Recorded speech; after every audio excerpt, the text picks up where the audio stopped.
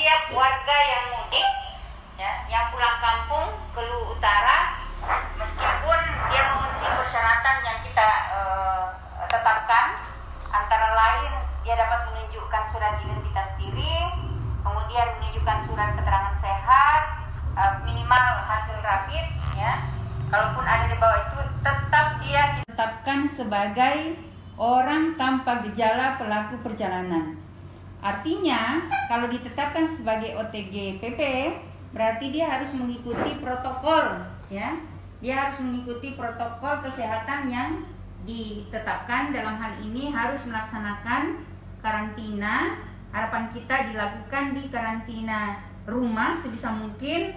Dan kalau memang tidak memungkinkan, maka kita akan bawa ke karantina, rumah karantina desa, gitu ya, yang ditetapkan oleh desa.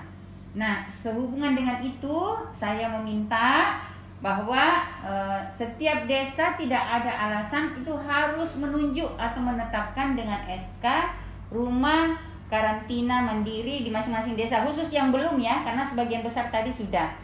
Nah, kalau terkait dengan pemanfaatan sekolah, saya kira sudah jelas. Tidak ada yang menganulir kebijakan itu kecuali pimpinan. Ya, jadi tidak ada yang dapat menganulir. Nanti tinggal dibuatkan notulennya, ditembuskan ke dinas kesehatan. Karena saya kemarin dengan dinas kesehatan juga, dinas pendidikan. Kemarin itu kami meninjau 2 sekolah untuk rumah isolasi, ya, di 2 desa yang berbeda. Artinya tidak mungkin kebijakan level atas itu dimentahkan oleh di level bawahnya, di bawahnya. Jadi jelas, ya, nanti kalau ada itu dikasih tahu bahwa sudah ada ini dari pimpinan. Karena tidak usah khawatir, tempat karantina itu kan nantinya juga akan dibersihkan. Ya, pasti disterilkan, apalagi memang itu yang paling memungkinkan, terutama dari kelayakan. Yang kemudian yang kedua, itu ada tersedia sanitasinya, ada toilet, karena rata-rata sekolah kita alhamdulillah belum semua mungkin, tapi sudah memenuhi syarat sekolah sehat. Artinya sudah memiliki toilet, tempat mandi, begitu ya, yang bisa digunakan sebagai tempat mandi yang layak. Nah, kemudian memang dalam konteks itu nggak boleh ditinggalkan sendiri. Rumah karantina itu ada penanggung jawabnya. Nah, itulah yang kita harapkan nanti akan ditunjuk melalui SK di desa, pemerintah desa, untuk menunjuk siapa penanggung jawab rumah karantina. Bisa diambil dari tim relawan desa lawan COVID-19. Karena dalam tim relawan desa COVID-19 itu kan melibatkan seluruh elemen yang ada di desa. Mulai dari kepala desa, BPD, semua tokoh, sampai pemuda dan masyarakat. Silakan. Itu bisa dibiayai, sangat jelas tadi juga Pak Kadis PMD sampaikan, di Juknis juga begitu. Itu bisa dibiayai dari dana desa. Nah, kalau kita hitung, kalau kita pakai angka minimal, sebenarnya cukup signifikan dana desa kita yang dapat digunakan. Intinya jangan berpikir lagi, ya. Sekarang ini seluruh sumber daya kita, apalagi saya sudah tanda tangani untuk penetapan status keadaan tertentu tanggap darurat bencana non alam, ya. Jadi status kita sudah tanggap darurat.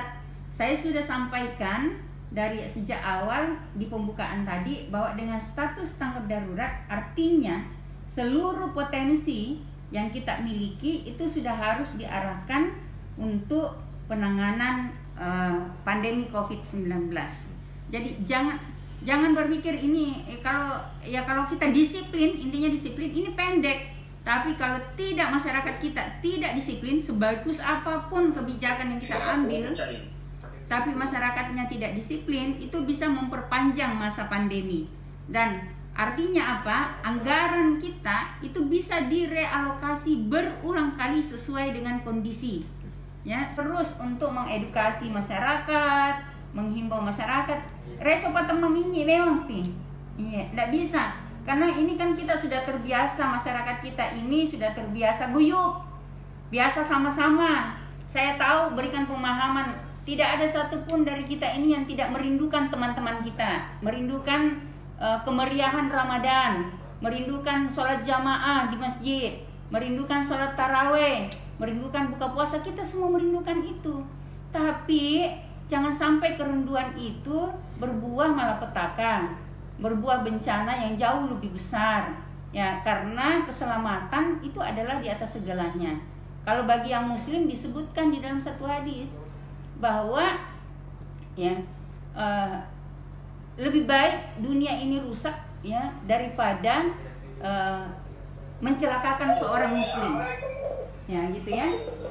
Jadi seperti itu. Nah, kemudian untuk lokasi pemakaman tadi sudah disampaikan. Ini skenario terburuk memang kita diperintahkan untuk siapkan. Sudah kita siapkan, alhamdulillah. Tadi siang saya dikonfirmasi sudah selesai rapat di salah satu kecamatan. Tadi sudah saya sebut kecamatannya dan lokasinya sudah disiapkan. Tapi itu mudah-mudahan tidak kita gunakan. Tapi tetap harus disiapkan protokolnya begitu. Jadi kita sudah siapkan lokasinya. Kita akan segera antisipasi karena masalahnya gini, sekarang ditetapkan PDP, sekalipun katakan terjadi sesuatu, tetap harus protokol penanganan jenazahnya protokol COVID gitu ya. Nah, walaupun hasil tesnya nanti keluar negatif ya, tapi kan belum keluar itu ya dia harus protokol COVID. Kita antisipasi semua itu dan alhamdulillah sudah ada ya. Nanti kemudian dikomunikasikan dengan Satpol PP dan P2K UKM untuk diatur, termasuk juga pasar reguler kita ini sudah harus diatur jam kerja, jam operasionalnya. Kalau kemarin masih kita kasih sampai jam 4, nah mungkin ini sudah harus dikurangi. Kemudian jenis-jenis ya dagangannya juga sudah kita harus selektif. Yang sifatnya tidak bukan pokok, kebutuhan pokok itu kemudian mungkin kita pertimbangkan, kalaupun dia buka itu jam tertentu saja, katakanlah pagi sampai jam 12 ya. Tapi ada yang sendiri itu kita tidak izinkan lagi seperti cakar. Saya mohon maaf itu kita tidak izinkan karena kita tidak tahu barangnya dari luar higienis atau tidak, itu satu. Kemudian terkontaminasi atau tidak, itu kita tidak lagi. Kemudian yang di pinggir-pinggir jalan, pedagang-pedagang pinggir jalan ini dan notulensi kita itu tidak ada lagi yang yang di pinggir jalan itu. Nah, kemudian nah ini kan sudah ada beberapa ustaz. Saya kira ini momentum kita untuk introspeksi. Ya, ini bukan persoalan saya gitu. Ini bukan persoalan seseorang saja, tapi ini kita harus berpikir tentang kita.